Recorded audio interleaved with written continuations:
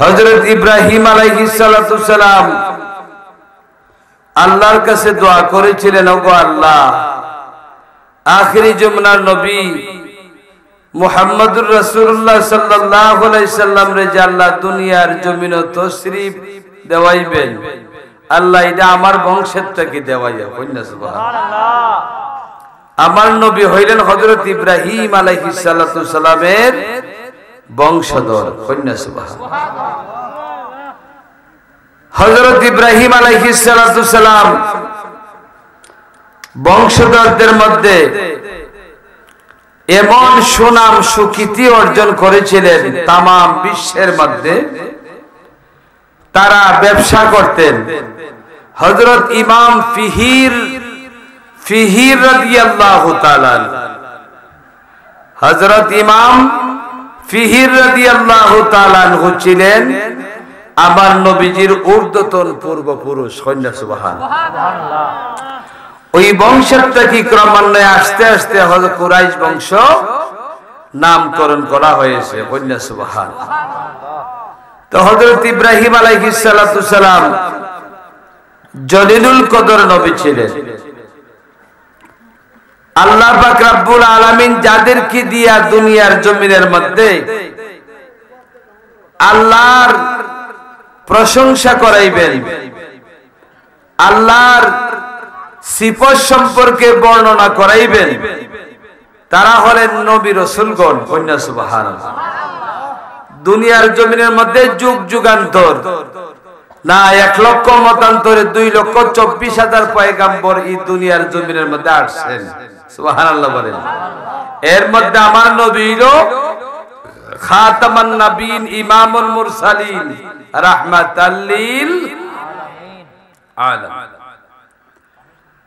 হযরত ইব্রাহিম আলাইহিস সালাতু সালাম আল্লাহর এই নবীরে কোন যমুনার মধ্যে আল্লাহ পাঠাইছেন?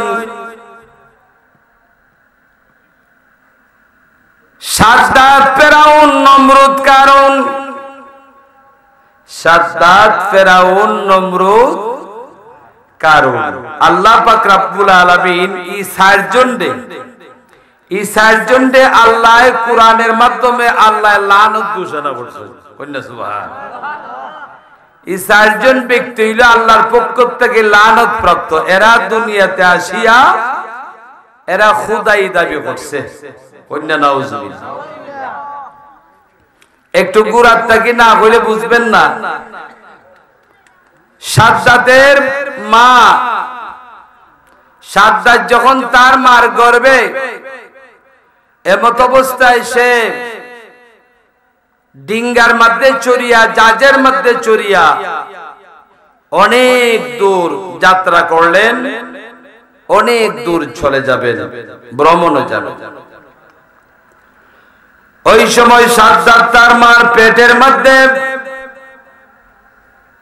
আল্লাহ পাক রব্বুল আলামিন সাগরের মাঝখানে যাইতে না যাইতেই আল্লাহর পক্ষ থেকে এমন একটা ভয়ঙ্কর তুফান আইল।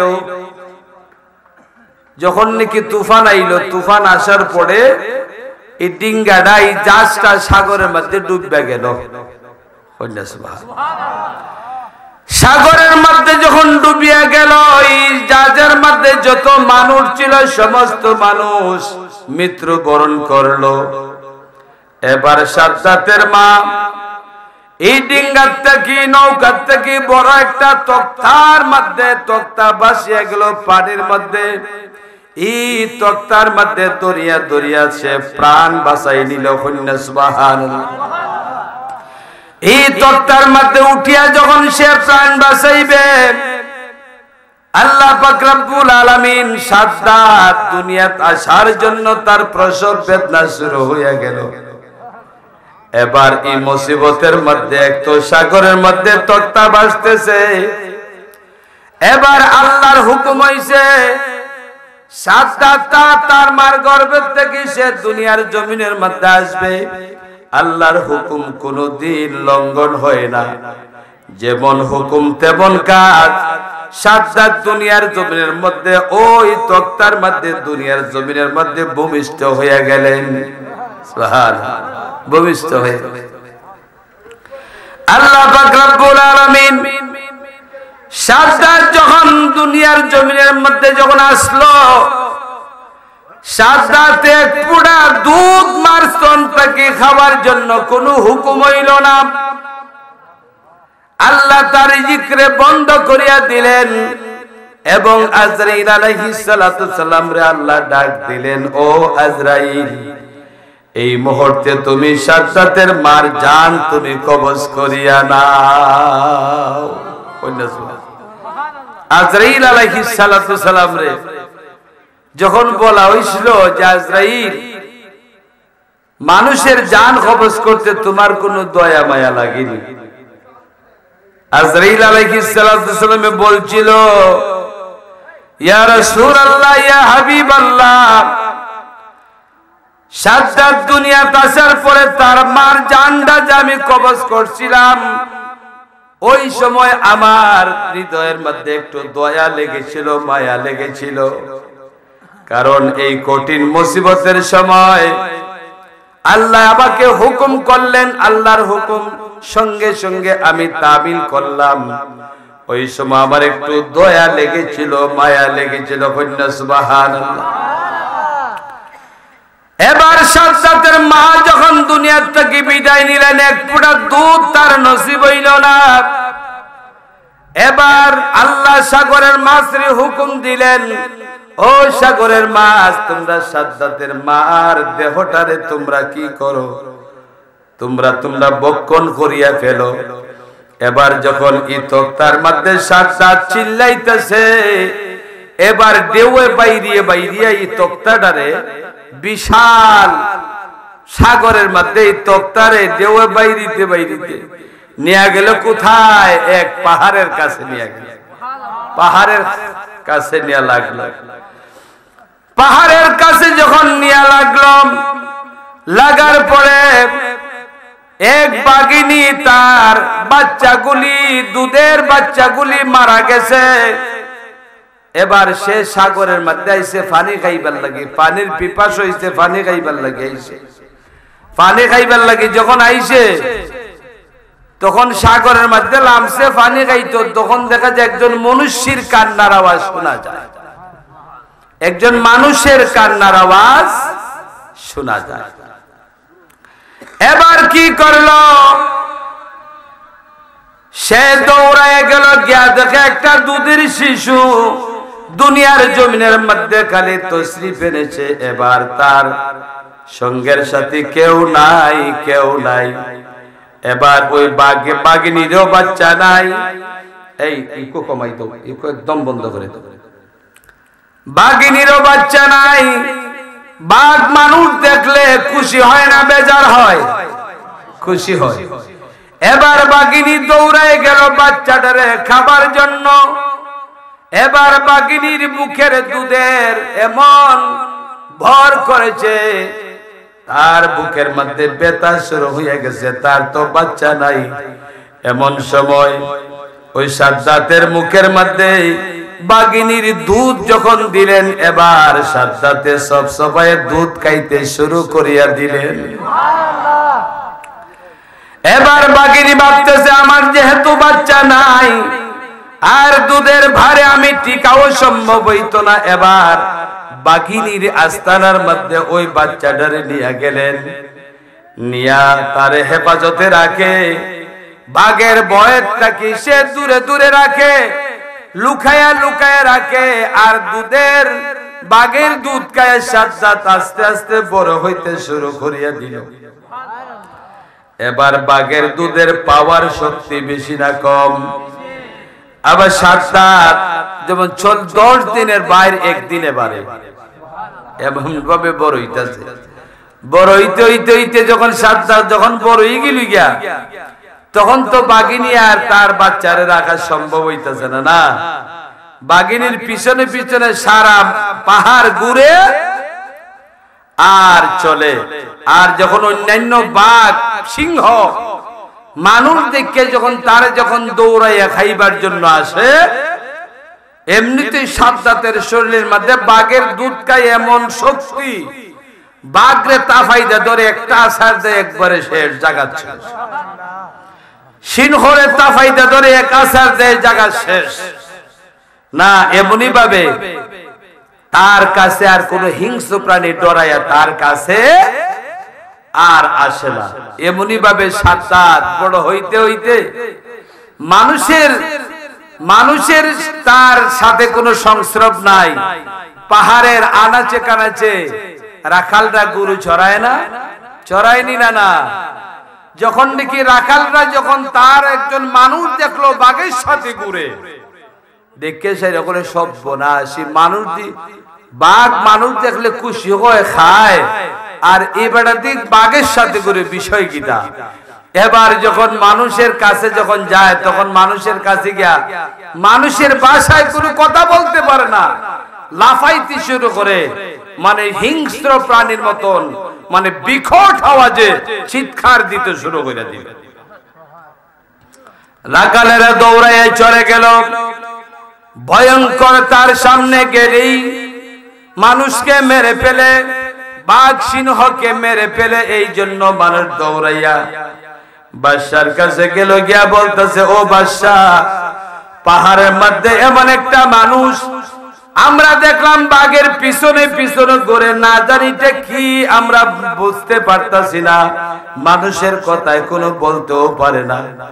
এবার বাদশাহ কিছু সিপাহী ফাটাইলো, ফাটাই সারে তারে দৌড়ে নিয়া যেমন চিড়িয়াখানার মধ্যে বন্দি রাখলো, তারে চিড়িয়াখানার মধ্যে বন্দি রাখলো, মানুষের খাবার দাবার দেয়, আর মানুষ এখানে সব সময় তাকে তার পিঞ্জুরার ভিতরে রাখা হইল। এবার মানুষের আলাপ সালাপে আস্তে আস্তে তার মধ্যে পরিবর্তন আসতে শুরু করে দিল। তার মধ্যে যখন মানুষের ভাষা যখন শিখলাম, তার মধ্যে যখন পরিবর্তন আসলো, এবার তার শরীরের মধ্যে আল্লাহ এত শক্তি দিয়েছেন, এবার তার সাথে কোন মানুষও তার সাথে শক্তি দিয়া পারে না। এবার আল্লাহ পাক রব্বুল আলামিন তারে দিয়া দুনিয়ার জমিনের মধ্যে এই খণ্ড গড়াইতে কীর্তি স্থাপন করতা। আল্লাহ ইচ্ছা করলে কি না করতে পারেন, ঠিক না বেটি? এবার আমরা বই পুস্তকের মধ্যে যেটা পাই, সাদ্দাতের শরীরে তো যৌবন আইছে নানি, 700 বছর বয়সে তার শরীরে যৌবন আইছে। সে হায়াত পাইছেন 1700 বছর। কয়শো বছর? 700 বছর বয়সে তার শরীরে যৌবন আইছে। তখন বেটা কি জাত ফলা বলছে। এবার সাদ্দাতের শেষ পর্যন্ত বাদশারে গিয়া বলল, বাদশাহ তুমি বাদশাহী ছাড়ো, এই দুনিয়ার বাদশাহ আমি করব, আমাকে তোমরা রাজা মানো। বাদশাহ ডরাই গদ্দি চাইরা দিছে, কইরে শোনা তুই ঘর, আমরা আর বাদশাহী করন লাগতো না। কারণ তার সাথে যেটাই একটু বার্গেনিং করে দাখিরা মাছের মতো নিভাবে সিবাইতে ধরে একটা টিপা দেয় শেষ। তার শরীর আল্লাহ এত শক্তি দিছে। এবার যখন সে যখন কোন মানুষ যখন তার কাছে আসে না, ভয় করে, এবার সে খুদাই দাবি করলো, সারা অর্ধ পৃথিবীর মানুষরে ডাকাইয়া এবার বলতেছে, আমি খুদা, আর কোন খুদা নাই, আর কোন আল্লাহ নাই, আমি খুদা। কন্যা নাউজুবিল্লাহ। মানুষ ডরাইয়া তারে খুদা মানতে বাধ্য হইল, কারণ খুদা যদি না মানে তার আক্রমণ থেকে কেউ বাঁচার মতন ক্ষমতা নাই। এই জন্য আমাদের দেশে এখন বিজাতিরা না, যেমন আমেরিকা, ঠিক না বেটি, আস্থা পৃথিবীর মুরলগিরি দেখাইতেছে, ঠিক না বেটি? এই ফিলিস্তিনের মুসলমান না খাইয়া মরতেছে। ফিলিস্তিনের মুসলমান, যে ফিলিস্তিন রাষ্ট্রের মধ্যে হাজার হাজার নবী রাসূলদের মানে জন্মস্থান এবং সমাধিত স্থান। আজকে এরা খুদাই দাবি কইরা বইরিছে আমেরিকা, ঠিক না বেটি? আস্থা পৃথিবীর মুসলমান মুসলমান না, সবাই তারারে মানে, তাদের শক্তি বেশি, তাদের দাপট বেশি, তারা ইচ্ছা করলে সবকিছু করতে পারে, ঠিক না বেটি? আজকে আমেরিকায় যদি কয় তারা মানবতার দোয়াই দিয়া মানবতারে পুজো হইরে সেইরা আজকে মুসলমানদের উপরে না মৃত্যুর স্টিম রুলার চালিয়ে দিয়েছে, মুসলমানদেরকে মারতে দ্বিধাবোধ করতেছে না। ঠিক না বেটা? আজকে এরা খোদা সাজ্জা আছে না, কিদা হই কোন মুসলমান তার বিরুদ্ধে মাতে, কোন মুসলমান তার বিরুদ্ধে মাতে। কিছুদিন আগে আপনারা শুনেছেন আমাদের তাম বিশ্বের মুসলমান রাষ্ট্রের প্রতিনিধিরা তারা একত্রিত হয়েছিল। ঠিক না ঠিক? তারা একত্রিত হয়ে মিটিং বৈঠক করছে, তারা সব একজুট হওয়ার জন্য তারা প্রতিজ্ঞা করছে, কিন্তু দেখা যায় ওগল ব্যাং এক পাল্লা উঠে না। ঠিক না ঠিক? স্বার্থ নষ্ট হয়ে যায়। এই যে সৌদির বাদশা ইচ্ছা করলে একটা ভূমিকা যদি নেয়, 1 ঘন্টার ভিতরে ইসরায়েলের যুদ্ধ বন্ধ করতে হইব। সৌদি যদি খালি একটা হুঙ্কার দেয় না, এই হারামদাদা সৌদির এখন যে রাজা সালমান, ঠিক না বেটি, এ দুনিয়ার যত বেডিবাজি আছে না, পয়সার তো অভাব নাই, বিশ্বের যত সুন্দরী নারী আছে এরা লইয়া শুধু খালি তার চলাফেরা। নাউজুবিল্লাহ কইতেন না? সৌদি আরবের জমিনে আমার আল্লাহ 2 বার হজ নেওয়াইছে। এই জায়গার মধ্যে এখন সিনেমা চালু হইছে, ওই জায়গার মধ্যে এখন মহিলারা হাফ প্যান্ট পরে, মহিলারা গাড়ি চালায়, যা ইচ্ছা তা করার জন্য তারে অনুমতি দেওয়া হয়েছে। জবান খুলে বলুন নাউজুবিল্লাহ। এগুলা কার চক্রান্তে? কার চক্রান্তে? আমেরিকার চক্রান্তে। তাইলে এরকম যদি হয় আমাদের মুসলমানিয়ত থাকবে? মুসলমানিয়ত থাকবে? ইসলাম ধর্ম ইন্না দীনা ইনদাল্লাহিল ইসলাম, আল্লাহর কাছে সবচেয়ে মনোনীত ধর্ম হইল ইসলাম। এবার সাদ্দাতে যখন খোদা দাবি করছে, অর্ধ পৃথিবীর মানুষের ডাকাইলো খোদায় ভাষণ দিব তার জনগণের উদ্দেশ্যে। নাউজুবিল্লাহ বলে খুদারে দেখা যায়, আমরার খুদারে দেখা যায়। আমরার খুদারে দেখার মতন যারা চক্ষু অর্জন করেছেন তারা অবশ্যই দেখেছেন। ঠিক না বেটি? কিন্তু নমরুদ হইল 2 নম্বর খোদা। ঠিক না বেটি? নমরুদ যখন খোদা মানল, খোদায় দাবি করলো, এবার অর্ধ পৃথিবীর মানুষ আসলো তার খোদার ভাষণ শোনার জন্য। বিশাল বড় এক স্টেজ বানাইছে, বাঁশ দিয়ে পুষা করে স্টেজ বানাইছে। খুদায় উঠতে সিঁড়ি, পাশের সিঁড়ি বাইয়া বাইয়া উঠতে গিয়া খুদার ভাষণ দিল। আল্লাহ এখন নমরুদ, আমি তোরে বাঘের দুধ খাওয়াইয়া তোরে বড় করেছিলাম, তাই বলে আমি তোমার শরীরের মধ্যে আমি শক্ত যোগাইয়া দিয়েছিলাম। এবার তুমি বুঝি আমার সাথে পাল্লা ধরেছ, তুমি খুদায় দাবি করেছ, এবার খুদায় তোর ভাষণ দিবেন। আল্লাহ ফিফরার জগতের ফিফরারে ডাক দিলেন। কন্যা সুবহানাল্লাহ। মাটির তলে এক ধরনের ফিফরা থাকে, আমরা কইতাম যে গুড়ি ফিফরা। কি তা কই? গুড়ি ফিফরা হই না? খবর খুঁজলেই তা পাওয়া যায়। বেশি পানি যদি হয় তাহলে এইগুলা নিচটা কি উপরের দিকে উঠে। ঠিক না বেটি? তার সুরট হইল লাল রঙের, কিন্তু শুধু ফিফরাটারে চোখে মালুম করা যায় না। আল্লাহ একটা ফিফরারে ডাক দিলেন, ওই ফিফরা এদিকে আস। ফিফরা কয় লাব্বাইক আল্লাহ। কিসের জন্য ডাকছ? রেডি হয়ে যা। ওই যে নমরুদ দিয়া খুদার ভাষণ দিব, তার এই বাঁশের পিলার দিয়া তুই বাইয়া বাইয়া উঠতে উঠতে উঠতে উঠতে উঠতে গিয়া নমরুদের ফিডের মানে ফাউ দিয়া বাইয়া ফিডের মধ্যে এমন জায়গার মধ্যে তুই গিয়া খামড় দিয়া ধরবে। ফিডের মধ্যে একটা জায়গা আছে, লাখ ফাইনা জায়গা খাচ্ছ আসেনি, আমরা এই জায়গা লাগাল ভাই না। ঠিক না বেটি? আল্লাহ এখন এমন জায়গা খামড় দিয়ে ধরবে যেমন লাখ পাওয়া যায় না, না লাখ পাওয়া যায় না, ওই লাখ পায় না জায়গার মধ্যে গিয়ে খামড় দিয়ে ধরবে। খুদায় যখন তার খুদায়িত্ব ভাষণ দিবে, তার জবানে কথা বলার আগেই আল্লাহ ফিফরার অর্ডার দিলেন। ফিফরা আল্লাহ আমি রেডি, তুমি অর্ডার দিতে আর খামজারি দিতে। কন্যা সুবহানাল্লাহ। আল্লাহ এখন ফিফরা তুই খামড় দিবার মালিক, আর আমি তোমার শরীরের মধ্যে শক্তি শক্তি যোগায় দেওয়ার মালিক। জবান খুলে বলুন সুবহানাল্লাহ। এবার আল্লাহ রেডি, ফিফরা হাজির। আল্লাহ খাম চালাই দেও। সে যখন খুদাই তোর ভাষণ দিবেন, ফিফরায় তার পিঠের মধ্যে এমন ভাবে কামড় দিয়ে ধরছে, কামড় খাইয়া ও আল্লাহ গো আল্লাহ গো আল্লাহ গো কয়ে চিৎকার দিতে শুরু করলে দিল। আমরা যে কোনো একটা দুঃখ পাইলে, একটা মুসিবত হইলে আমরা কিতা কই? আল্লাহ গো আল্লাহ গো। তো কইনি না কই না?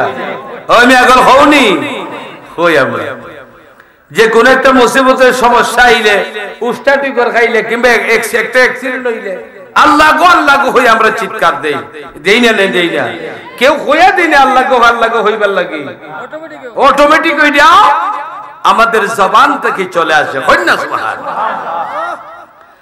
নমরুদে যখন আল্লাহ গো হইয়া একবারে খুদা একবারে হইরে গেছে কাজটাই না, লক্ষ লক্ষ জনতা বলতেছে হায় রে হায়, আমরাই যে খুদার ভাষণ শুনতাম, আর খুদার কি হইতে কি হয়ে গেল, কোন খুদারে আবার ডাকে। সুবহানাল্লাহ কইতাই না? খুদায় আবার কোন খুদারে ডাকে?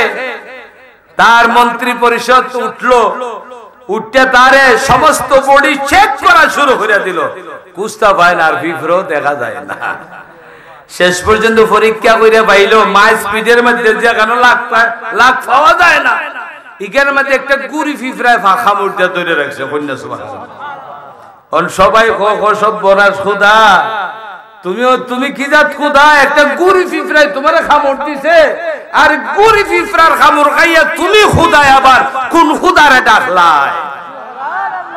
কন্যা সুবহানাল্লাহ। আল্লাহ একটা ফিফরারে দিয়ে আল্লাহ তার খুদাইত্ব নষ্ট হইয়া দিলা। কন্যা সুবহানাল্লাহ। তারে ডরাইয়া খুদা মানা না এমনিতেই খুদা মানা? ডরাইয়া খুদা মানা। তার বিরুদ্ধে গেলে টিফাই দিয়ে মারি দিবি, ঠিক না ঠিক? ডরাইয়া খুদা মানা।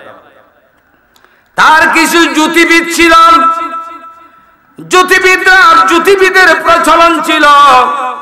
জ্যোতিবিদরা রাত্রে তার কার সাথে গণনা করে, চাঁদের সঙ্গে গণনা করে, সূর্যের সঙ্গে গণনা করে। জ্যোতিবিদরা গণনা করিয়া আগামী খাইল কি হবে, পরের দিন কি হবে, পরের দিন কি হবে তারা বলিয়া দেয়। খুদারে হয়, আর খুদায় তার জনতারে হয় এমুক দিন ডইব। কন্যা নাউজুবিল্লাহ। কি জাত খুদা দেখছেন? জ্যোতিবিদরা হইয়া দেয়, আর হে ভবিষ্যৎবাণী কই কি জাত খুদা দেখো, ঠিক না বেটি? আল্লাহ পাক রব্বুল আলামিন বলতেছেন, নমরুদ তোমারে শায়েস্তা করার জন্য আমার এক বন্ধুরে আমি রেডি করতেছি। কন্যা সুবহানাল্লাহ। আল্লাহ পাক রব্বুল আলামিন ইব্রাহিম নবীরে দুনিয়াত দেওয়ার জন্য আল্লাহ পরিকল্পনা চলতেছে। সুবহানাল্লাহ।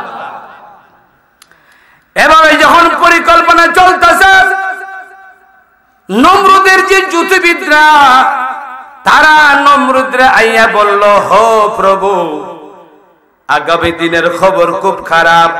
বলে কি খারাপ?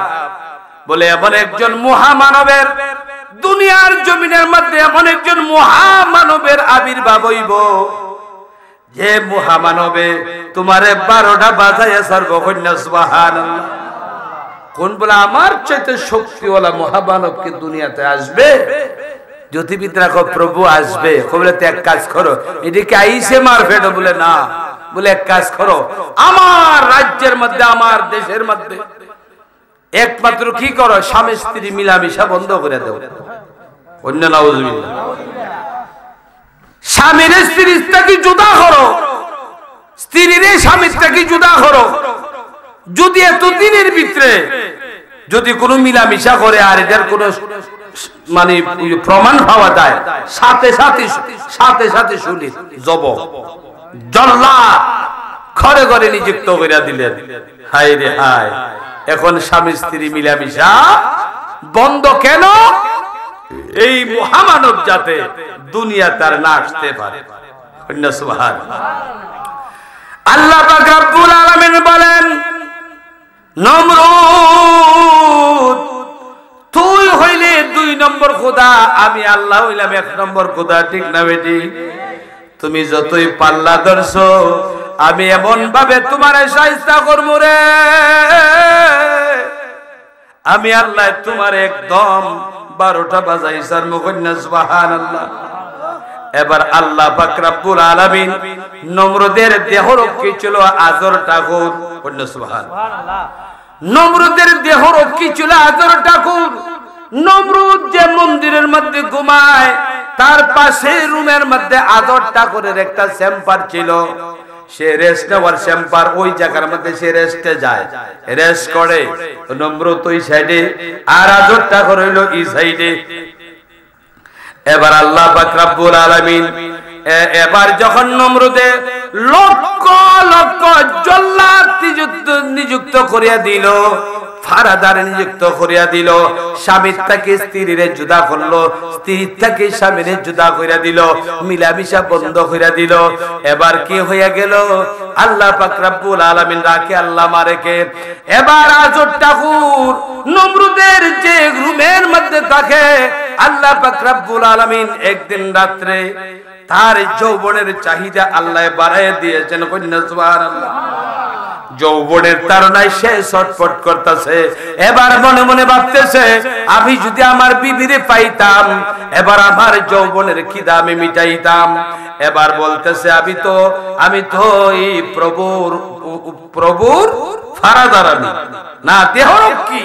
এবার আমি তো বাড়ির যাওয়া সম্ভব না।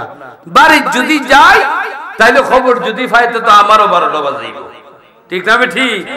এদিকে তার যৌবনের চাহিদার আল্লাহ বাড়াই দিলেন, আর বিবির যৌবনের চাহিদা আল্লাহ বাড়াই দিলেন, কন্যা সুবহানাল্লাহ। যৌবন বিবিও বাড়ির থেকে ভাবতেছে, যৌবনের খিদায় সে ছটফট করতেছে। শেষ পর্যন্ত সে তো আর বাড়ির যাওয়া সম্ভব না। তার বিবে খিদা করছে রাত্রের গভীর রজনীতে, মানুষ যখন মানে ঘুমের নিদ্রায় আচ্ছন্ন, ওই সময় সে আস্তে আস্তে আস্তে লুকাইয়া লুকাইয়া আইতে আইতে স্বামীর কাছে চলে আসলো, সুবহানাল্লাহ। স্বামীর কাছে চলে আসলো। স্বামী যখন রাত্রের গভীর রজনীতে নিজের স্ত্রীর যখন পাইল, যখন পূর্ণিমার চাঁদ হাতে পাইল, ঠিক না? ঠিক। তারা স্বামী স্ত্রী এই নমরুদের পাশের যে রুমের মধ্যে চলে গেলেন, গিয়া তাদের যৌবনের চাহিদা মিটাইলেন। স্বামী স্ত্রী মিলন হইল। আল্লাহ এই মিলনের মধ্যে আল্লাহর নবী ইব্রাহিম আলাইহিস সালাতু সালাম রে মানে তার রহমের মধ্যে পৌঁছায় দিলেন। জবান খুলে বলেন সুবহানাল্লাহ, আল্লাহু আকবার, ইয়া রাসূলুল্লাহ, জিন্দাবাদ, জিন্দাবাদ। এবার আল্লাহ পাক রব্বুল আলামিন কি করেন? আল্লাহ পাক রব্বুল আলামিন তার আজরটা ঘোড়ের বউয়ের রহমের মধ্যে যখন তার জন্ম দিলেন, প্রভু এখন কি হয়ে মহাপ্রভু এখন কোথায় গেল? মার রহমের মধ্যে চলে গেল। পরের দিন নমরুদের যে বাহিনী আছেন, যে জ্যোতিবিদরা আছেন, দৌড়াইয়া নমরুদের বিচার লয়ে গেল। গিয়া বলতেছে, প্রভু বলতেছে, আজকের খবরটা কি আমার এখন? সবাই মলিন মুখে বলতেছে, হে প্রভু, আজকের খবর খুব খারাপ। কি খারাপ? যে প্রভুর জন্য, যে মহাপ্রভুর জন্য তুমি স্ত্রীর থেকে স্বামীর জুদা করলাই, স্বামীর স্ত্রীর থেকে জুদা করে দিলাই, ঘরে ঘরে পাহারাদার নিযুক্ত করে দিলাই, উনি মার রহমের মধ্যে চলে আইছে। এত বাধা থাকার পরেও আল্লাহর নবী মার রহমের মধ্যে চলে আইছে, কন্যা সুবহানাল্লাহ। এখন তো নমরুদ তেলে বেগুনে জ্বলে উঠছে। কি এত সমস্ত পাহারাদার নিযুক্ত করার পরেও এরকম ঘটনা ঘটতে গেল? ওর খার খই মিলামিশা করছে, খার গরু আইছে, কি আসে বিষয়? এটা তো আর জ্যোতিবিদরা হইতে পারে না, ঠিক না বেটি? এই খবর তার জ্যোতিবিদরা প্রভুরে দিতে পারে। এবার প্রভু কি করলো? হয় বলে যদি মার রেহেমের মধ্যে যদি চলে আয়, তাহলে তো 10 মাস 10 দিন পরে তো দুনিয়ায় যাইব, ঠিক না বেটি? আজকে থেকে আমার রাজ্য তল্লাশি করো, কোন মহিলাটা গর্ভবতী। যে সমস্ত মহিলা গর্ভবতী পারাদার নিযুক্ত করে দেওয়া হইল, জল্লাদ নিযুক্ত করে দেওয়া হইল। মেয়ে সন্তান হইলে রাখবাই, আর ছেলে সন্তান হইলে সাথে সাথে যাব। কন্যা নাউজুবিল্লাহ। এই পরোয়ানা যখন জারি করল, আজর ঠাকুরের স্ত্রী মনে মনে ভয় পাইলেন, হাই রে হাই, আমি তখন মুসিবতের মধ্যে পড়লাম। আল্লাহ পাক রব্বুল আলামিন আজর ঠাকুরের স্ত্রীর একদিন আল্লাহ স্বপ্ন যুগে বলে দিলেন, হে আজরের বিবি, তুই কোনো হতাশ হইও না, তুমি কোনো নৈরাশা হইতে না, তুমি বিচলিত হওয়ার জন্য কোনো দরকার নাই। আমি আল্লাহ তোমার গর্ভের মধ্যে এমন একজন মহাপুরুষের আবির্ভাব ঘটাইয়া দিব, তোমাদের কোনো চিন্তা নাই। বাঁচাইবার মালিক আমি আল্লাহ, মরণের মালিকও আমি আল্লাহ। এবার বাচ্চা পেটের মধ্যে আস্তে আস্তে বড় হইতেছে। এখন গর্ভবতী মহিলারা আমাদের সমাজের মধ্যে প্রত্যেকের তো মা বোন আছে, আসেনি না ভাই? চলাফেরার মধ্যে একটু মানে তাদের এটা তো বাইশা ওঠে না। এবার আজর ঠাকুরলে আল্লাহ বলে দিলেন, না, তোমার প্রতি যারা দৃষ্টি দিবে আমি তার দৃষ্টির আড়াল করিয়ে দিব তোমারে, কেউ তোমাকে ধরতে পারবে না, কেউ তোমাকে চিনতেও পারবে না। এবার বিভিন্ন ধরনের স্বপ্ন দেখতে শুরু করে দিল। পূর্ণিমার ছাদ যেমন আমার কোলে আসছে, আকাশের তারকাগুলি যেন আমার কোলে আসতেছে। স্বামী স্ত্রী স্বপ্নের তাবির করে স্বামী বুঝায় যে তুমি চিন্তিত হয়ে না, হয়তো কোনো মহামানবের আবির্ভাব আমাদের মাধ্যমে দুনিয়াতে আসবে। এবার ওই তারিখে লক্ষ লক্ষ ছেলে সন্তানদের জবাই করা হয়েছে। লক্ষ লক্ষ ছেলে সন্তান যারা ভূমিষ্ঠ হয়েছে জবাই করা হয়েছে। এবার মেয়ে সন্তানগুলির রেখে দেওয়া হয়েছে। এবার যখন নাকি প্রসব বেদনা অনুভব করলেন ইব্রাহিম আলাইহিস সালাতু সালামের আম্মা, যখন নাকি প্রসব বেদনা অনুভব করলেন, উনি পাহাড়ের একটা গুহার মধ্যে চলে গেলেন। গুহার মধ্যে যাওয়ার পর কোনো সাথী সঙ্গী নাই, কোনো সাহায্যকারী নাই। আল্লাহ পাক রব্বুল আলামিন জান্নাত থেকে হুরদেরকে পাঠিয়ে দিলেন। জবান খুলে বলুন না সুবহানাল্লাহ। এবার হুররা যখন আসলো, আজরের স্ত্রী পরিচয় চাইলেন, আপনারা কে? এত সুন্দর মানুষ আমার তো জীবনে কোনোদিন দেখি নাই। এবার বলতেছেন, আপনি কোনো চিন্তিত হবেন না, আল্লাহর নবী ইব্রাহিম আলাইহিস সালাতু সালাম দুনিয়ার জমিনের মধ্যে তশরিফ আনবেন। আল্লাহ আপনার খেদমতগার হিসেবে আপনার কাছে আমরারে আল্লাহ পাঠাই দিয়েছেন। সুবহানাল্লাহ। ইব্রাহিম আলাইহিস সালাম মা সন্তান প্রসব করলেন, কোনো সমস্যা নাই। এবার ওই গুহার মধ্যে রাখিয়া উনি দুধ পান করাইতে শুরু করিয়া দিলেন। এবার আস্তে আস্তে গুহার মধ্যে রাখিয়া আস্তে আস্তে বড় করিয়ার পরে বাড়ির মধ্যে ওই কথাটা যখন মানুষের মুখ থেকে একটু দূরে হইছে, এবার মানুষে বাড়ি চলে নিয়ে আসলেন। এবার লুকায়ে লুকায়ে রাখতে শুরু করলেন। এবার জ্যোতির্বিদরা তো সন্তান দুনিয়াতে আসার পরই জ্যোতির্বিদরা গিয়া বলল, হে মহাপ্রভু, হে মহাপ্রভু, না এই প্রভু তো আইছে, যে প্রভু আপনার সাথে যুদ্ধ ঘোষণা করবে, আপনাদেরকে ছিন্ন বিচ্ছিন্ন কইরা দিব, ওই মহাপ্রভু দুনিয়ার জন্মগ্রহণ করেছেন।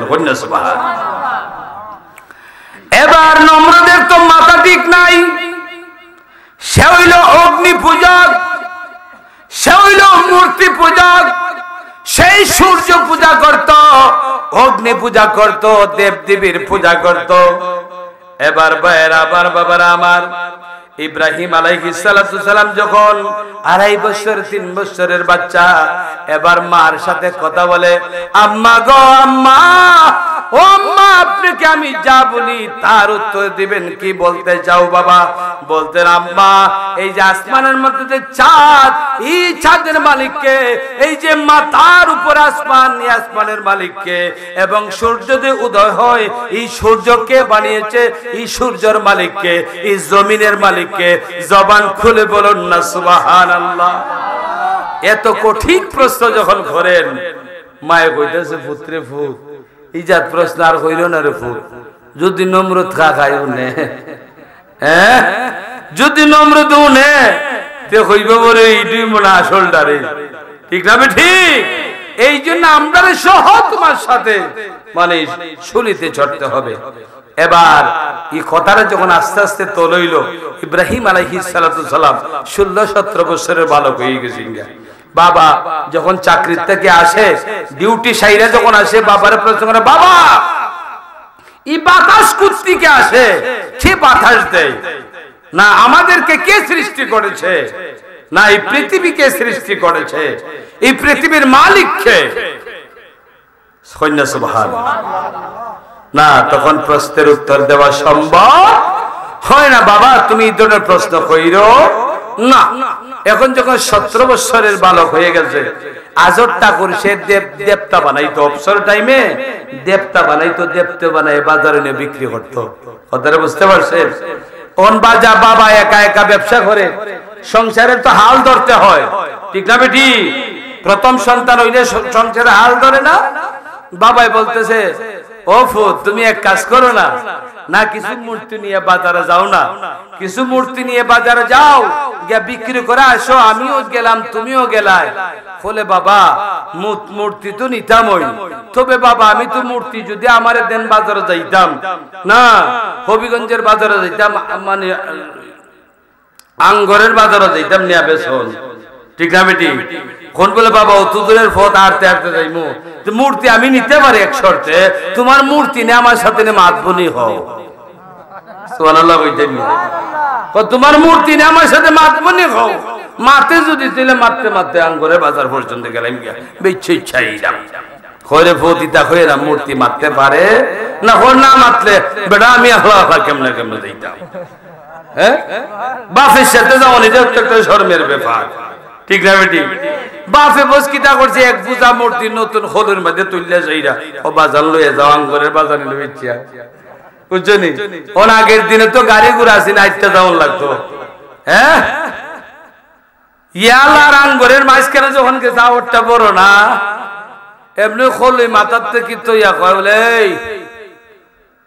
বালা চিন্তা হলে মাইতেলা, বালা সিন যদি থাকে আমার সাথে মাইতেলা কতক্ষণ যাবো 5-6 মাইল তোরে মাথার মধ্যে লই আনছে, আমার মাথাও তো ফাইটে যেতেছে। বালা সিন যদি থাকে তো মাইতেলা, নাইলে রাখতাম না, অমান করিলি। মূর্তি তো আর মাথে না, মূর্তি তো আর মাথে না, না মাথে না যখন, এরপরে কিতা করবো, মাথে না যখন শুরু করলো, লাত শুরু করলো, আনা ধরায় লাত, লাত যখন শুরু করতে লাইতে সব গুড়া বললি খাইলা গলি আইসে বাড়ির বাজানে কইতেছে কত বিক্রি হয়েছে, বাজার কইও না আমারে দিদি আমার ইতলাই আমারে তুই আমার মাথার হয়ে লাতালাতি লেগেছি, সকলের মাইয়ের আরই লাতালাতি লেগেছে, কি তাহলে আমার আর ডিঙ্গাইছে না, কয়ের আরো একবার সাবুত দিয়ে গেছে, বাজান বেচতাম কইয়া কয়ের আরো মাইর ফিরেছে, আমার আর ডর লাগছে না, কয়ে ভূত সব বনাশা করে লিখছে, সব বনাশা করে। ও ভূতিটা যদি নম্রত ওঠে তোমার আমার আর দুনিয়া রাখতো না। কয় আব্বা আমি কিতা করতাম, করতেন হেরা হেরা লাতালাতি শুরু করে দিয়ে আমি কিতা করতাম না। বছরের শেষে মানুষের হিন্দুদের দুর্গা পূজা আসে না, আসেনি না? নাই দুর্গা পূজা খুব রামধুমের সহিত তারা দুর্গা পূজা করে, ঠিক না? বিশাল সাগরের পাশে নিয়া এই দুর্গারে নদীর মধ্যে ফালায়, ঠিক না বেটি? সবাই জাতাজাতি করে মাইরে লইয়া কান্দে, ঠিক না বেটি? এবার সবাই যখন দুর্গা পূজা চলে গেলাম, নমরুদের ওয়ার্ডার কেউ দেশের বাড়িতে থাকতে পারবে না, নিজে খুদা ওই জায়গার মধ্যে যাইবে। এবার নিজে খুদা গিয়া সমস্ত বন্দাদের উদ্দেশ্যে সে ভাষণ দিব, ঠিক না বেটি? কেউ থাকতে পারত না। বাপে কইলে ফুট ফু কেন যেমন লাগবে, বড় পূজার যেমন লাগবো, আর নাইলে উঠায় নাই। কব্বা যাইতাম তো কথা ঠিক হই, আচ্ছা ঠিক আছে চেষ্টা করবো না যাইতাম, বলে না ফুট যাও নই লাগবো, যদি না যাও তুলে উপায় নাই। কয় কয় ফুটে কয় কয় ঠিক আছে বাজান যাইমু ইনশাল্লাহ, বলে তোমার সাথে যাইতাম না, যাইমু। সবাই পূজা চলে গেল। এবার ইব্রাহিম আলাইহিস সালাতু সালাম কুরাল একটা খান্দে লইয়া একবার ডাইরেক্ট মন্দিরে গিয়া মাইছে কুরাল একটা খান্দে লইয়া ডাইরেক্ট মন্দিরের মধ্যে গিয়া মাইছে হামাইয়া গিয়া দেখারি বাবারি বাবা খোলা একবার এমনি ফেসায় মোটা খোলা সব মূর্তির সাথে মিষ্টি কলা কত যত্নের ফল ফাঁসারি দেওয়া বলে একটাই আর খায় না কোরআন লই আমার গীতারে খানি মনে ভালো হইছে না খালি মনে সুবিধেছে না খাস না করে ইব্রাহিম আলাইহিস সালাম মুখের মধ্যে একটা লাগে না তো ভালো টেস্টই লাগতেছে তোরা খাস না গেল লাগা কয় কোরআনটা খানদের মধ্যে লে কপাল আসিন থাকতে খাইলে আর নালে দেখ একবার মান করে লিখ এখনো ভালো আছে খাইলা না কোন মূর্তি কে আর খাইব মূর্তি খাইব লইছে কোরআন দে পারে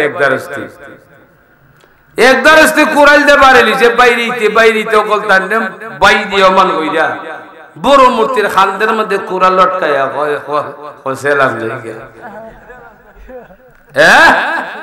সেলাম যাইগা মানুষে যখন খবর গিয়া কইল মূর্তি একটাও নাই সব ভাঙ্গে বালাইছে সব ভাঙ্গে বালাইছে বলে সবাই খুদা সহ নমরুদ সহ সবাই নিয়ে আসলো আয়া দেখা হাই রে হায় সব ভাঙ্গা বড় মূর্তির খানদের মধ্যে কোরআন জুল্লা রইছে সবাই কইতাছে ই খাম কেডায় করলো এত বড় করলো কই বলে আজরের ফুল আসারা আর কেউ করছে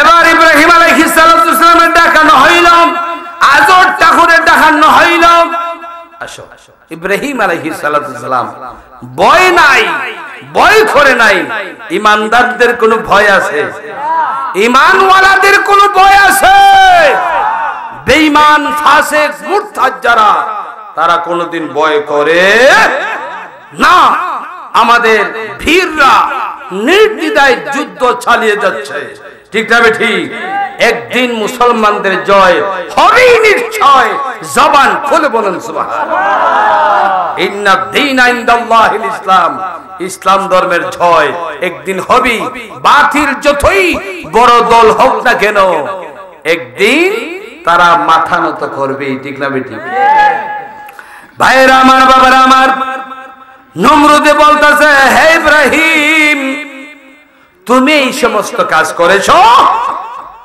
আমাদের প্রভুদের সাথে তুমি এরকম কাজ করেছো বলে প্রভু এটা কি তা করি আপনি যে আমার ফুইলা কথাই দোষী বানাই দিলা বড় হুজুরের খানদানের মধ্যে কোরআন লটকাই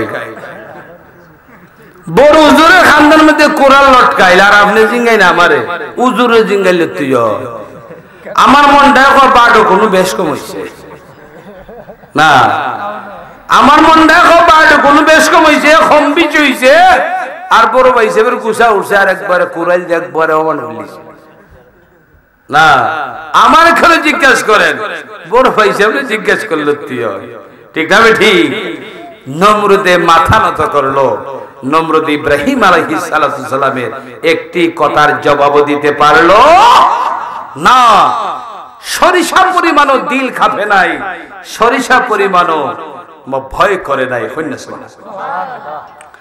শেষ পর্যন্ত নমরুদে বলতাছে এমনিতে হবে না সে চারাই কাম আর কেউ করে না এবার বিশাল বড় এক মাঠ তার দৈর্ঘ্য হইল 24 মাইল কয় মাইল স্কয়ার হইল তার দৈর্ঘ্য হইল 24 মাইল মাঠের নমরুদে অর্ডার দিল ওই মাঠের মধ্যে 40 দিন পর্যন্ত ফার তাকি লাকড়ি আইনা ওই মাঠের মধ্যে জমা করো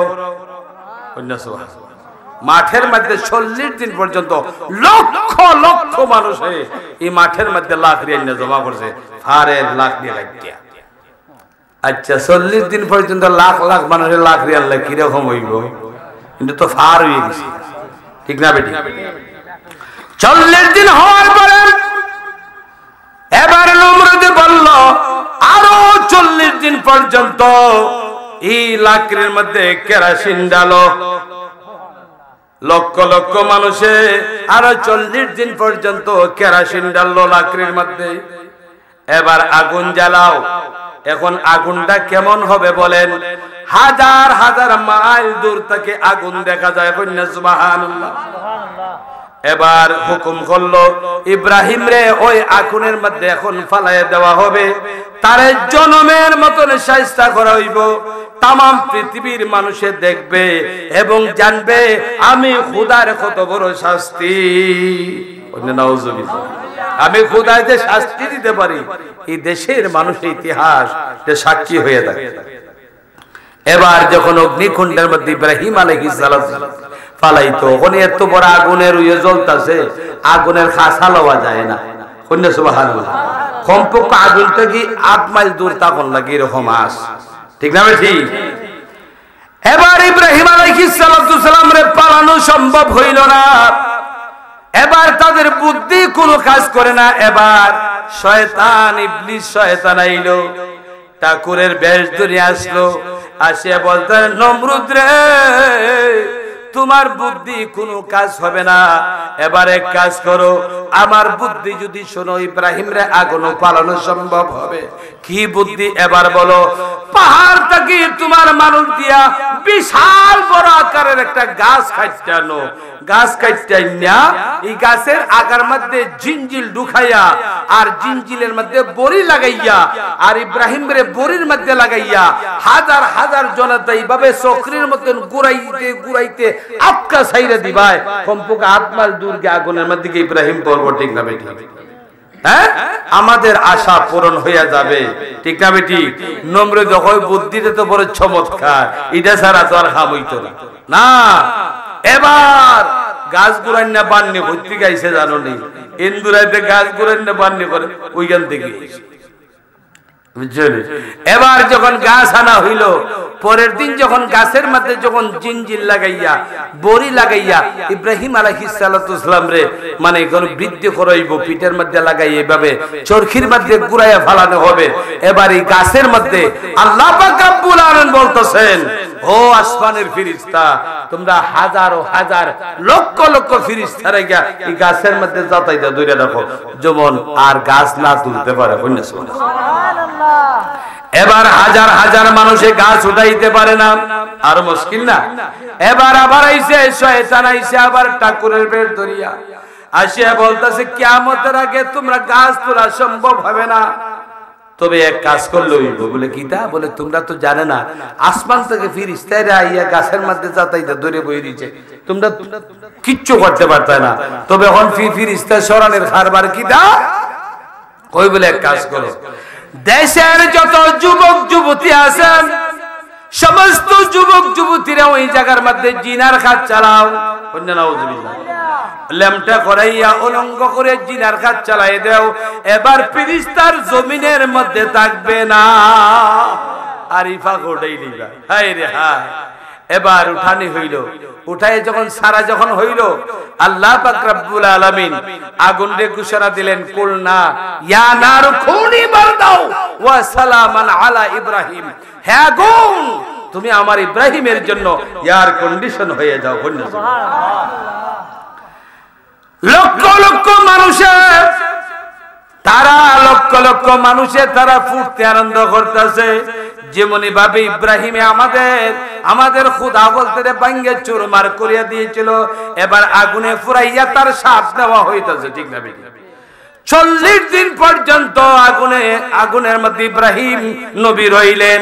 এবার ইব্রাহিম নবী যখন আগুনের মধ্যে পড়লেন, এবার পানির থেকে একটা ব্যাঙ লাফাইয়া আগুনের দ্বারে গেল। আগুনের দ্বারে গিয়ে বলতেছে, আমি তো পানির মধ্যে থাকি, আমার তো শরীর হলো ঠান্ডা শরীর লইয়া যদি লাফতে যদি নবীর মহব্বতে যদি আগুনের মধ্যে পড়ে যায়, হয়তো আমার ঠান্ডা শরীরের অবস্থানে আমার নবী আগুন ঠান্ডা হবে, আমার নবী একটু আরাম পাইব, আমার জীবন চলে যাক, এতে কোনো অসুবিধা নাই। এক ব্যাঙ লাভ দিয়ে তার জীবন দিয়া দিল। ঠান্ডা শরীর না, তার নিয়তটা ছিল কি, আমার ঠান্ডা শরীরে যদি আগুন যদি একটু নিস্তেজ হয়, আল্লাহর নবী কিছু শান্তি পাইব, ঠিক না বেটি? আল্লাহ পাক রব্বুল আলামিন ঘোষণা করেন, হে ব্যাঙ, তুই যখন আমার বন্ধুর মহব্বতে যখন লাভ দে, যখন তুই যখন আগুনের মধ্যে পইড়ে গেলে, তোর দম রে আমি কিয়ামত পর্যন্ত আল্লাহর জিকিরে পরিণত করে দিলাম। জবান খুলে বলেন সুবহানাল্লাহ। এই জন্য 18,000 মাখলুকাতের মধ্যে সবচেয়ে জিকির কে বেশি করে? আল্লাহ। ব্যঙ্গে আল্লাহর জিকির মানুষটা কি বেশি করে? মিয়া কন্যা সুবহানাল্লাহ। ভাইরা আমার, বাবারা আমার, এবার খাখলস গেল। খাখলস ছিল না? খাখলস গেল দৌড়াইয়া তামসা দেখার জন্য। খাখলস গেল দৌড়াইয়া। খাখলসে গিয়া খাখলস দেখো হঠাৎ করে থেরি মেরি একবার আস্তা শরীর গরম হয়ে যাগা, ঠিক না বেটি? লাল চুরুক হয়ে যাগা, ঠিক না বেটি? ওই খাখলসে চাইল ইব্রাহিম আলাইহিস সালাম রে যে আগুনের মধ্যে ফেলাইছে, এই আগুনটার আরো সেতাইয়া দেওয়া। কি দেওয়া? সেতাইয়া দেওয়া। ইব্রাহিম আলাইহিস সালাম যেন আরো কষ্ট পায়, এই জন্য আল্লাহ পাক রব্বুল আলামিন তারে লানত প্রাপ্ত করলেন। আল্লাহ বললেন, হে খাখলস রে, এই খাখলস রে দুনিয়া কিয়ামত রাখ পর্যন্ত কোন মানুষ যদি এক বাইরে যদি অথবা 3 বাড়ির ভিতরে 3টা বাড়ির ভিতরে যদি মারতে পারে যদি, তাহলে ইব্রাহিম একটা সুন্নত আদায় হইব। এমন একটা সুন্নত আদায় হইব যে এটা হইল ইব্রাহিমের সুন্নত। জবান খুলে বলেন সুবহানাল্লাহ। খাখলসের মাল তাহলে লাভ না ক্ষতি? লাভ, ঠিক না বেঠি? দেখো আল্লাহ কি না করতে পারেন সুবহানাল্লাহ। ভাইরা আমার, বাবারা আমার, 40 দিন পরে আগুন যখন লিপিয়া গেল, আল্লাহ বললেন, ইব্রাহিম, ইব্রাহিম, ও ইব্রাহিম, আমি তোমারে খলিলুল্লাহ প্রতিদান করলাম। এবার তোমার কলমা আমি দিয়া দিলাম, তোমারে নবুয়তি আমি দান করলাম। তোমার কলমা হইল লা ইলাহা ইল্লাল্লাহু ইব্রাহিমু খলিলুল্লাহ। কন্যা সুবহানাল্লাহ। ইয়া রাসূলুল্লাহ। ভাইরা আমার, বাবারা আমার, এবার ইব্রাহিম আলাইহিস সালাম শ্বশুরের আগুন থেকে আসলেন। এবার যে লক্ষ লক্ষ মানুষ ছিল, অর্ধেক মানুষ ইব্রাহিম নবীর কলমার সাথে সাথে পড়িয়া মুসলমান হইলেন, ইব্রাহিম নবীর ধর্মতে আসলেন। সুবহানাল্লাহ। আর কিছু মানুষ নমরুদরে ভয় করিয়া, নমরুদরে ডরাইয়া তারা আর ধর্ম অস্বীকার করলো। এবার 2টা পার্ট হয়ে গেল। সুবহানাল্লাহ। ইব্রাহিমের পক্ষে একদল, নমরুদের পক্ষে একদল। এবার নমরুদের পক্ষে মানুষ বেশি না কম? নমরুদের পক্ষে মানুষ বেশি। নমরুদে ইব্রাহিম নবীর সঙ্গে যুদ্ধ করার জন্য বিশাল বড় বাহিনী বানাইলো। ইব্রাহিম নবীর পক্ষে কম মানুষ। এবার ইব্রাহিম আলাইহিস সালাম বলতেছেন, নমরুদ, তুমি যত যুদ্ধ ঘোষণাই করো না কেন, আমি সত্যের পক্ষে যুদ্ধ করবো, আর তুমি সত্যের বিপক্ষে যুদ্ধ করবা। এবার আমি নবী যদি, ইব্রাহিম নবী যদি আল্লাহর গোলাম হয়ে থাকি, অবশ্যই আল্লাহ পাক আমাকে সাহায্য করবেন। সুবহানাল্লাহ। যুদ্ধ শুরু হয়ে গেল। যুদ্ধ, বিশাল বাহিনী নমরুদের। ইব্রাহিম আলাইহিস সালামের পক্ষে মানুষের সংখ্যা কম। সুবহানাল্লাহ। ইব্রাহিম আলাইহিস সালাম আল্লাহর কাছে দোয়া করেন, আল্লাহ, নাসরুম মিনাল্লাহি ফাতহুন কারীম, নাসরুম মিনাল্লাহি ফাতহুন কারীম। আল্লাহ, তোমার সাহায্যটাই আমার জন্য সবচাইতে বড় সাহায্য। সুবহানাল্লাহ। তুমি না সাহায্য করলে আল্লাহ, আমি কিন্তু হেরে যাব, আমি কিন্তু তোমার গোলাম। সুবহানাল্লাহ। ভাইরা আমার, বাবারা আমার, যুদ্ধ তমতমি বাপ, সবাই রেডি হয়ে গেছে একবার আরা তারা মরবার লাগি না। এবার ইব্রাহিম আলাইহিস সালাম বলতেছেন, আমার পক্ষের মানুষ যারা, আমি যতক্ষণ পর্যন্ত হুকুম দিব না ততক্ষণ পর্যন্ত তোমরা নীরব থাকবে, ঠিক না? ঠিক। এরা তো একবারে জান দেলাই তো চাইতেছে। আল্লাহ পাক রব্বুল আলামিন ইব্রাহিম নবীরে বলতেন, ইব্রাহিম, তুমি একটু আকাশের দিকে তাকাও। আকাশের দিকে তাকাইলেন, দেখেন একটা বলে আসমানের মধ্যে খালা হাজ আছে না, একটা খালা, একটা হাজের মতন একটা না হাজের ঠুকরার মতো একটা কিছু আইতাছে কন্যা সুবহানাল্লাহ না আল্লাহ পাক রব্বুল আলামিন মশারে ফাটাইতেছেন যুদ্ধ করবার লাগে কন্যা সুবহানাল্লাহ নমরুদের বিপক্ষে আল্লাহ মশা ফাটাইতেছেন যুদ্ধ করবার লাগে ইব্রাহিম তোমার সৈন্য সামন্তের কিচ্ছু হবে না নমরুদের বিরুদ্ধে তুমি এটাই বলো যে আল্লাহ পাকের সাহায্য আমি চাইছি আল্লাহর সাহায্য যা হবে তাও আমি মান্য নিব কন্যা সুবহানাল্লাহ এবার লক্ষ লক্ষ নমরুদের পক্ষে যে সৈন্যরা ছিল আচ্ছা মশার সাথে কোনো বেটা যুদ্ধ করতে পারবে না কৌশাই যে বন্দুক খামানে চলবো বাড়ি দিলে ফরমুনের উপরে এর খামসাইর হে জায়গা এমন ভাবে নমরুদের সৈন্যর একবারে মুখিদা চৌকিদা নাকিদা ওগল হান্দা মানে শুরু করলো খামরাইতে খামরাইতে বাপ উঠে গাইতেছে কোয়ারি বাবা বাবারে আল্লাহর গজব না ইটা কিতা ইটা কিতা ইটা তো খামানো গুলাবার তো দৌড়ায় না বুঝছনি এখন যে খুদা নমরুদ দৌড়াইয়া গা তার মন্দিরের ভিতরে ঢুকছে ঢুকিয়ে সেরা মন্দিরের দরজা লাগাই দিছে ফিসিদা দৌড়ে আইছেন এক ল্যাংরা মশা নমরুদের ফিসিদা কইলো হবল তুই যখন কেন যুদ্ধটা কি শিখা আমি ল্যাংরা বেটার কিতা করবো আমি এর ফিসি দিয়ে যাই আমি যাইতে পালাটার ফিসি দিয়ে যাই যাইতে যদি দল লাগাই দিছে ওনার ডুববার কোনো ফত নাই ও ভেন্টিলারের রেখা নাই দিয়া তাইনগা ঢুকে গেছে ঢুকে গিয়া হয় এমনো নাই হেমনো নাই আমি এমনো ল্যাংরা খাম যখন যুদ্ধ করে করতে পারতাম না তে হামাই যাই না খিদে ওই না খিদে আমাই যাইগা নমরুদ যখন শ্বাস টান দিছে না এবার নাকের শ্বাসের সাথে একবারে মগজ ডাইরে বিশ্বরূপ একবারে বিশ্বরূপ হায় রে হায় বিশ্ব মানে ওই নাকের শ্বাসিটা তার ভিতরে ঢুকে মগজের মধ্যে এবার যুদ্ধ করে গেলেন বেটা বইসই বইয়া সাইরা 1 ঘন্টা পরে পরে ওই ইনজেকশন একটা দেয় ইনজেকশন দেখো যখন দেয় ইনজেকশন আর সহ্য হয় না খালি কয় ওয়াল লাগো কিতা কয় ওয়াল লাগো নমরুদের বিবি কয় তুমি অত বড় খোদা তুমি আবার কোন খোদারে ডাকো বুঝতে পারলাম না তোমার খোদার অবস্থা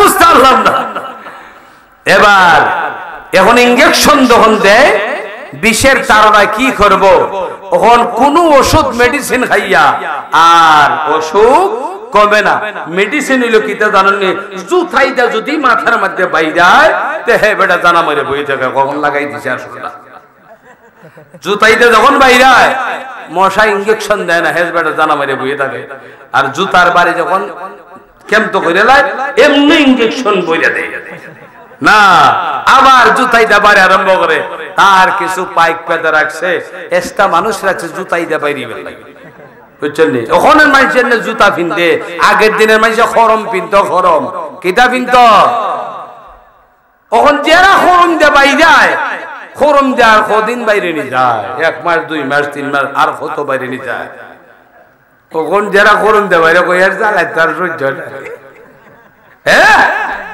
এর জ্বালায় তোর সহ্য হয় না যখন নাকি আবার ইনজেকশন বয়ে দিছে কলের সরু খরো বাড়ি আমার মতন 2-3টে বেজাল্লা ছিল আর কেউ কই আলার সুতার জ্বালাইতে সহ্য রাখতে দিয়ে দিয়ে বাড়ি না এমন ভাবে বাড়ি মারছে একবারে কল্লা ফাইটটা মিল গেছি গা আর এই নমরুদের মাথার থেকে মগজ থেকে মশা ফুট করে উড়া মারছে আল্লাহ আমারে বাঁচাই দিছে আমি খামসাইরে নিয়েছি জায়গা কন্যা সুবহানাল্লাহ এই জন্য